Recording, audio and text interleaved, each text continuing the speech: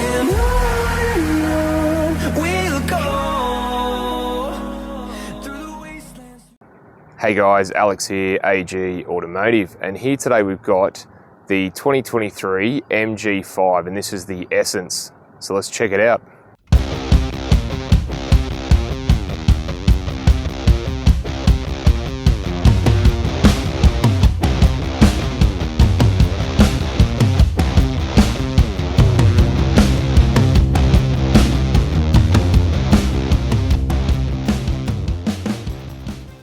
Alright, before we get into the video, just want to do a shout out to Central Coast MG, who were nice enough to let me have a look at this today.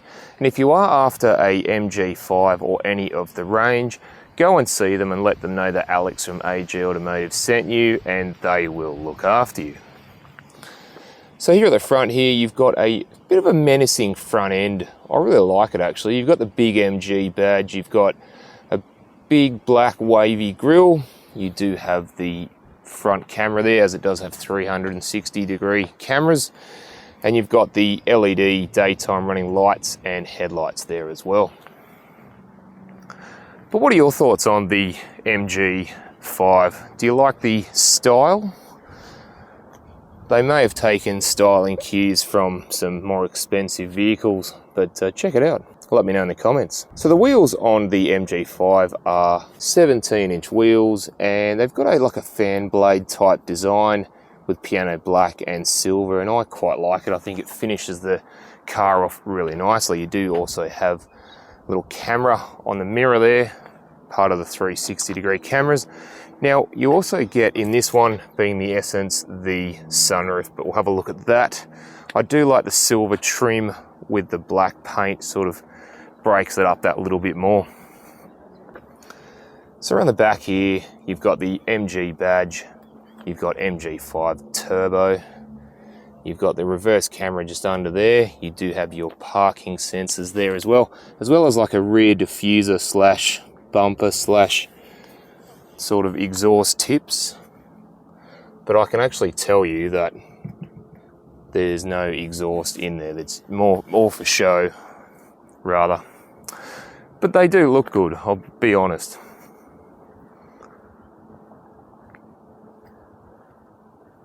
Alright, let's go and have a look inside. Alright, so in the MG5, so they've gone with a sportier look in here, which I actually really like. So you've got things like the silver trim, piano black around the dash, around the gear selector. Then you got things like the nice leather seats with the red stitching there. You've got a nice pattern on the top of the seat. You do get hard plastics all around the dash and also the door trim, which is not the best, but you do get a softer armrest there as well, both on the door and in the middle. So to the right of the steering wheel, you do have your mirror controls and your headlight height control. Above that, you do have your start-stop button. And steering wheel itself, full leather steering wheel, and again the red leather stitching, which I like. It makes it that sportier look.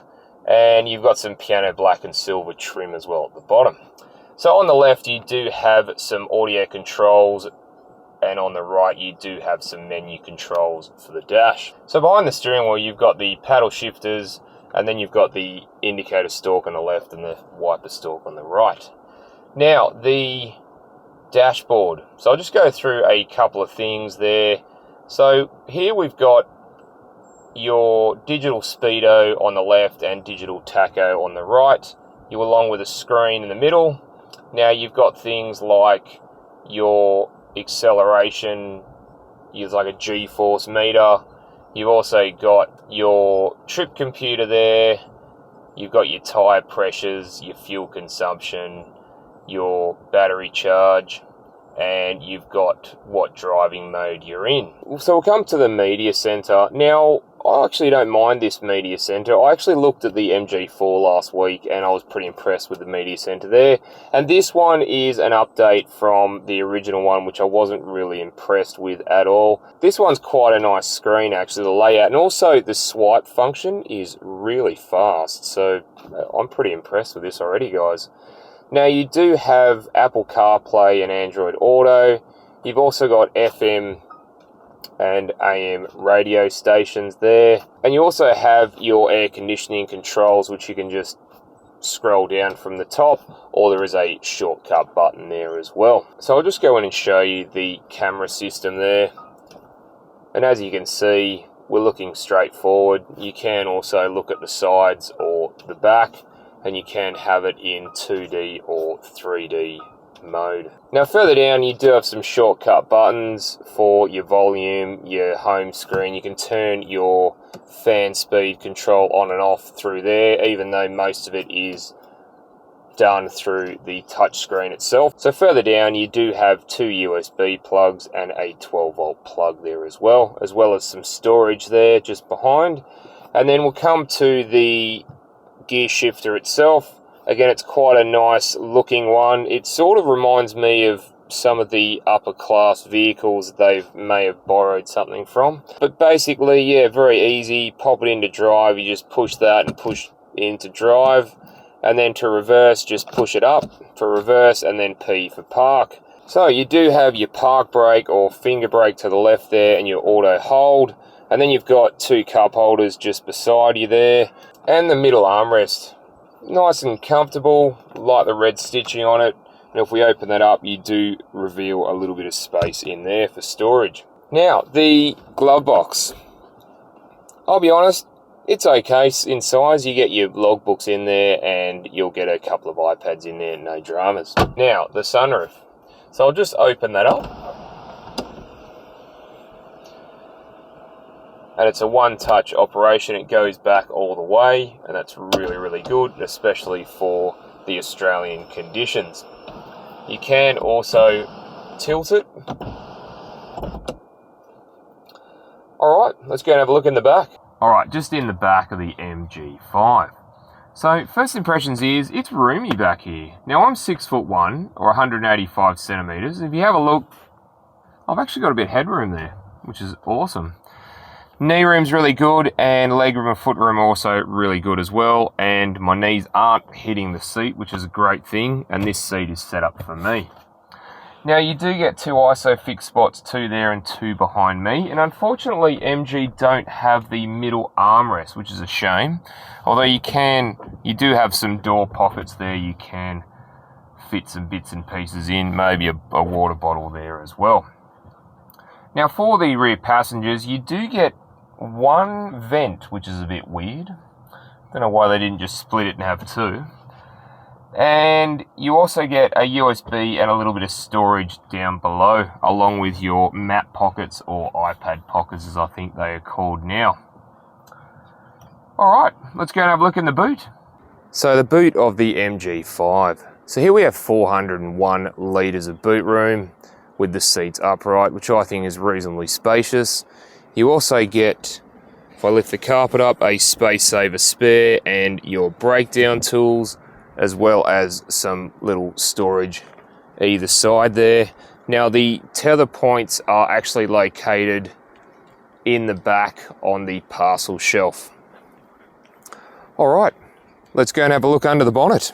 Alright, under the bonnet of the MG5. So here we have a 1.5 litre 4-cylinder turbocharged petrol engine, and it produces 119 kilowatts of power and 250 newton meters of torque, and that's mated to a 7-speed dual clutch automatic driving the front wheels. Now MG claims the MG5 will use 5.9 litres per 100 kilometres combined, which is pretty good. Alright, let's go for a drive. So just going for a drive in the MG5, so let's go. So, vision out the front is really good straight ahead and also towards the passenger side. Rear vision's not that great. It's good width-wise, but it's not very good depth-wise. Vision out the sides all the way to the back corner, it actually has pretty good vision. Steering is very light at low speed. So we're just cruising around, and I've noticed that if you ever listen to the road noise or tyre noise, it's a bit louder than other cars, I've noticed. So just something to keep in mind when you're looking at one. So over the bumps, the MG5 I find is a little bit bumpier than others. How does the MG5 accelerate? Well, we'll just pop it into sport mode. And let's see how we go.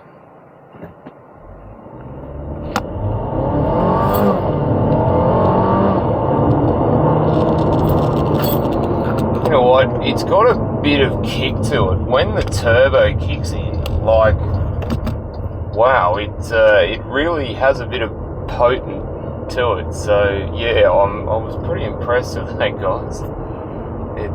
Yeah. For something this sort of size and this price, I'm pretty impressed as to what it can actually do. Alright guys, thanks for watching, and don't forget to like and subscribe, and I'll look forward to seeing you on the next one. Alright, thanks guys.